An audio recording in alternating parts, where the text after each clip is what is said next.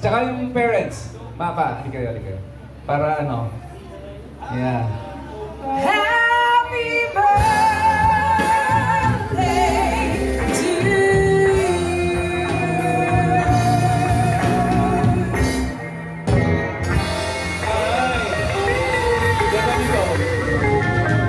Promise, itong part na to hindi ko alam.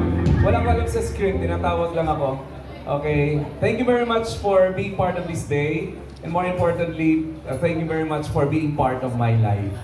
For all of you. Thank you very much. Picture. Ano ba yan?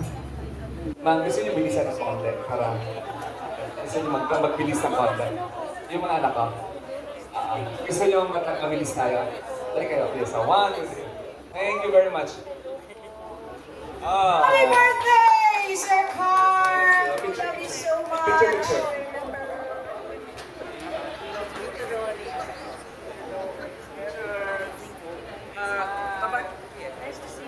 Alright, thank you very much.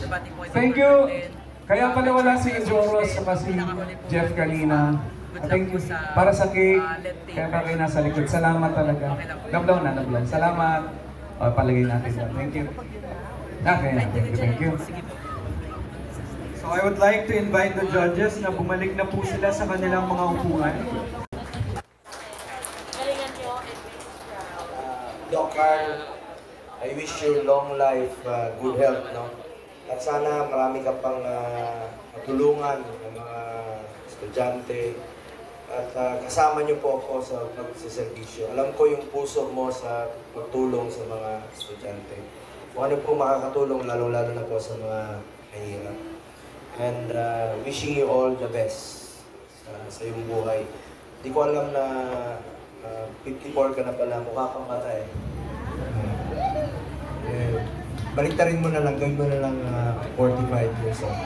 Basta ang pagkakilala ko kay Doc Carl noong 2019 pa po, mabait at alam mo, sana pagdating ng panahon ay makapagserbisyo ka pa sa ating mga kababayan. Alam mo, ako po'y naniniwala na ang serbisyo po sa tao, serbisyo po yan sa Diyos. So, salamat, Doc Carl. Happy birthday! Happy 45th! O 54, basta happy ka sa birthday mo. Happy na rin ako. Thank you. Thank you very much. Thank you po. Direk, congrats semi na. Parang kailan lang, di ba? Give me a break, semi-finals na natin ngayon. Anong feeling niyo ba? As usual, masaya kasi alam mo naman ang ating intention, no? Makatulong and more than that, ma-showcase ang talent ng Pinoy. Teacher's edition, right? Teacher, lahat naman uunahin. Kaya lang siyempre si Sir Carl Ibalita is very famous, no? Yung kanyang review centers for teachers. Kaya inuna natin sila. Mga susunod nating editions, pwedeng nurses naman, pwede naman mga nagkikriminology. Di punta muna tayo sa ibang bansa. May planong ganon? Oh yes, ang daming Pinoy na magagaling sa ibang bansa. So abangan ninyo. Yep, mga OFW. Ba't hindi? So ang Nickel po production niya Nickel Entertainment po. At suportado po tayo ni Dr. Carl kasi talagang nagkataon, pareho yung vision namin na bakit nga ba ang Pinoy, no? Parang yun ang gusto nating i-prioritize, no? Pinoy muna, Pinoy, i-showcase ang galing ng mga Pinoy and hopefully tangkilikin hanggang ibang bansa. Bakit kailan nag-start ang Nickel, Direk? Year 2002. 2002? 2020, Direk.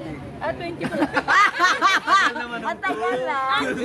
Di ba kami artista? 2022 ang iniisip ko. Ayun na. Feb 2021 ba, Direk? Feb 1, 2021 yan. Yeah. Ba't mo naisip yun, Direk? Nanggaling yan dyan. Nanggaling yan talaga dyan sa magpo-produce sana kami ng Korean show. Tapos na-realize namin, ang mamahal pala nila. So sabi ko, ang Pinoy kaya nababayaran din ng ganito kamahal.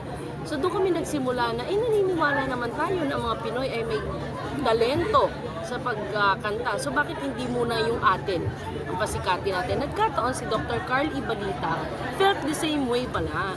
Parang bakit nga ba yung kuha tayo ng kuha from another country dito pinag-show? Ba't hindi yung mga atin ang ipag-show dito and then eventually ipag-show sa labas? Anong plano sa mananalo, Direk? Sa mga mananalo? Right now, yung Grand Champion will be managed by Clinic.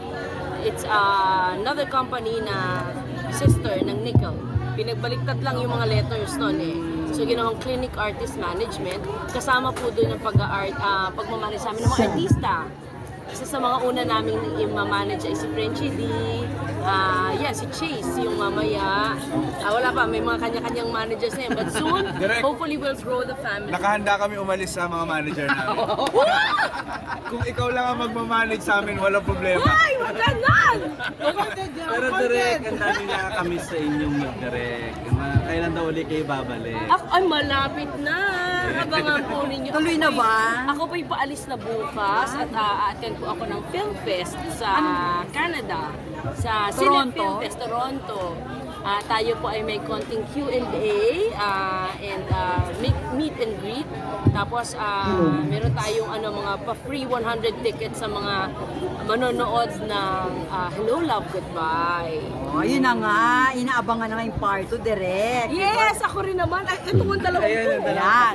So, Actually, may contract signing kami. tuloy na, direct. Tuloy na. In-order na sila. No, wala pa. Wala pang confirmation. Lahat kami ay umaasa pa lang na sana nga, no? I mean, kung ang ibang tao ay gusto, kami rin. Gusto namin. Pwede namang dugtungan, no? Pwede. Actually, may balita nga raw na dapat may part 2, kaya lang hinadlangan daw ng isang artista dahil nagsiselos daw kay Catherine. Hindi naman. Kay Alden. Hindi naman. Ano lang, parang one more chance lang yan. Kaya ka Hindi tumalikod. basta-basta. Sorry Parang one more chance lang yan. Hindi basta-basta pwedeng dugtungan. So in God's perfect time, kung ito na nga ba yun, di matutuloy yan. Hindi, coming from you talaga, direct. Seryoso. Totoo ba talaga na dapat may part 2 na hindi natuloy dahil tinanggihan? Ano talagang story dyan, direct? Hindi naman po. Ito po ay talagang matagal na rin pinag-iisipan ang part 2. Kaya lang, maraming nangyari. Nagkapandemya, maraming nangyari na hindi lang talaga na tuloy. Hopefully, no? With God's permission, matuloy So, na hindi siya si Daniel ang finally. dahilan? Hindi naman si Daniel. Kasi hindi naman kayang hadlangan ni Daniel ang ayan kalaking proyekto. So kasi Catherine naman ay may sariling isip. So pag gusto niya, gusto niya.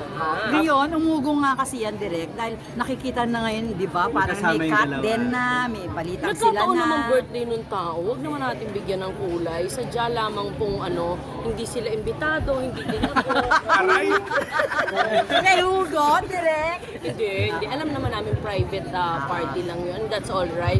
Parang nung kinasal lang ako, private din. So kanya-kanya tayo, walang problema sa ganun. Nagkataon na sila ay nagkasama, wala nang ibig sabihin. Are you happy kung sakaling magiging sila? Ano ba yun? Naging sila na... Oo, kasi may balitang nililigawan na ni Alden si Catherine. Ang bilis-bilis. Oo, yun na po. Hindi po ibig sabihin na nagkasama ay nagliligawan na po. Kami po madalas magkasama. Ala naman nangyayari dito. Oo, pwede naman pong pure friendship. Pwede rin naman simula of something. But wala po tayong alam doon. So let's not judge and assume. Pero pwede kasi direct dalaga naman si Catherine, binata si Alden. Wala namang relasyon sa bawat isa na. Walang Pero ako, gusto kong magpahinga muna puso ni Catherine. Para mas open pag tumanggap ng bago kahit sino man yun.